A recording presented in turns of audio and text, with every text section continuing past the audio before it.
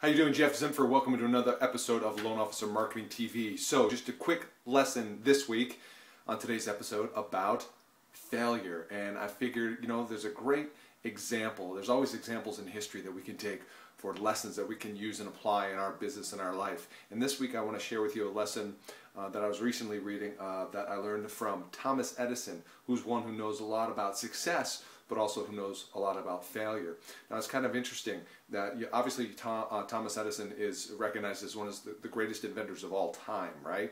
I mean, think about it. In terms of how many patents he has, the number of things he invented is an astounding 1,093 things he invented. Life magazine named him the #1 man of the millennium. So obviously this guy knows incredible success. Matter of fact, he goes on to say, a couple quick notes about Thomas Edison, is that he held more patents than any other person in the world, having been granted at least one patent every year for 65 consecutive years. That's Thomas Edison. Of course, we know him as the inventor of the light bulb, but there's tons of other things he invented. But here's the lesson. What most people credit Edison's creative ability to is what they call his creative genius, right? What most people don't know is that Thomas Edison accredited his creative genius to, as he declared, genius is 99% perspiration and 1% inspiration. And he says that he believes that success was also the result of a third factor, his positive attitude. Edison was an optimist who saw the best in everything, right? And he has been quoted as saying that we would literally astound ourselves if we did all the things we were capable of doing. So what's the lesson here about failure? And obviously in our career, in our business, we have different types and different levels of failure.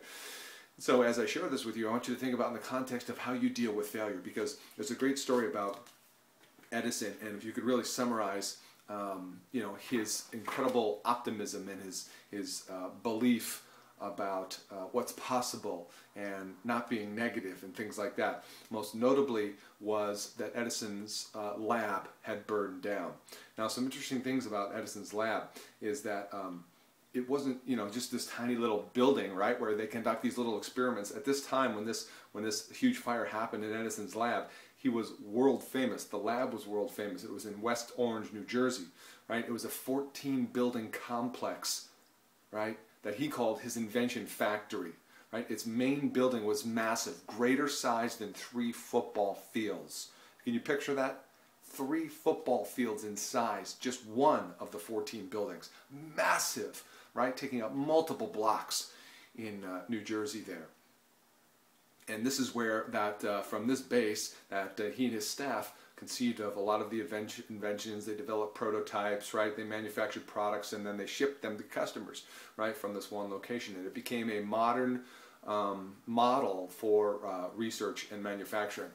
And Edison, what you know about Edison is, if you read a little bit about it, is that he actually absolutely loved the place, right? It was where his heart was, his passion was, and he's just in love with the place. But unfortunately, in December 1914, the lab caught fire. And this wasn't just a small fire, it was a huge fire. As a matter of fact, it caused over $7 million in damage back in 1914. Right? Imagine what that equates to in today's dollars. And they only had $2 million worth of insurance on the place. And so Edison, made a decision that a lot of what was scrapped and left would have to be sold. And insurance only covered so much, and there was a certain amount of money in the funds, and that all those funds would be depleted for one purpose: to rebuild the lab, to rebuild, right? And so he could continue to conduct his work. And there's a couple interesting things, a couple notes that tells you a lot about Edison and how he deals with failure. Because remember, in the market, it's not what happens in the market, it's not what happens to you, it's what how you respond that makes the difference. So here's the lesson, right?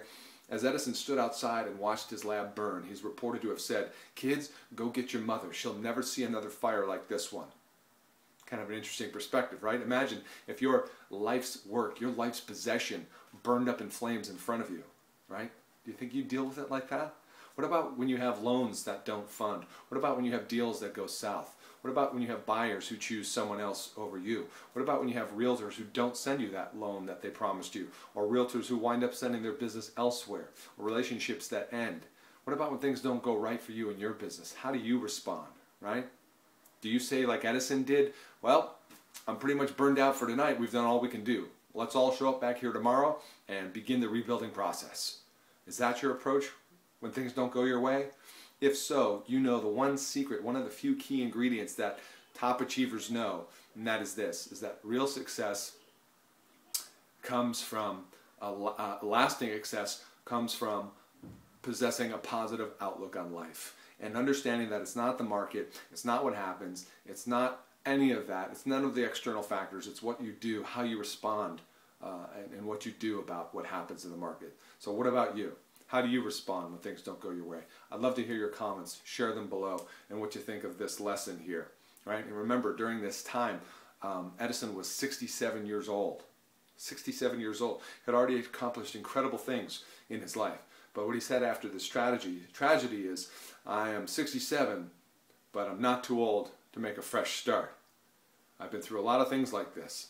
He rebuilt the lab and he kept working for another 17 years. And he says, I'm long on ideas but short on time. I expect to only live to be about 100.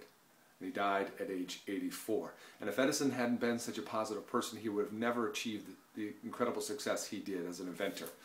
So I just want to convey to you that if you're having a tough day, a tough week, maybe something went wrong for you in your business, think of the Thomas Edison story, right? And think about what can you extrapolate from that to help you bounce back and overcome whatever short-term challenge, because I can guarantee it's probably not at the same magnitude of your entire life's work and passion burning down to the ground in front of you and saying, well, hey, it's a great fire. Kids, go call your mom. You'll never see another fire like this, and let's all show up here tomorrow to start the rebuilding process. So I hope you like this. Leave your comments below. And remember, for those of you, one last thing. Be right back. If you still want a chance to get a copy of my brand new book, Instant Referrals for Mortgage Professionals, for free, right? It's a whole system about how do you capture more agents, close more loans, and become the go-to lender in your area, break into closed offices, reach top producers, double your realtor referrals. This is the book for you. I'm giving it away for free for a short time. All you do is pay for the shipping to come to your house. It's about $6 to ship the box and to ship the book over to your house. So there's a link below on that. It'll also help you get through the challenging times you might have with building a realtor referral business. So I hope you enjoy it. Thanks for watching. See you on the next episode of Loan Officer Marketing TV. Bye for now.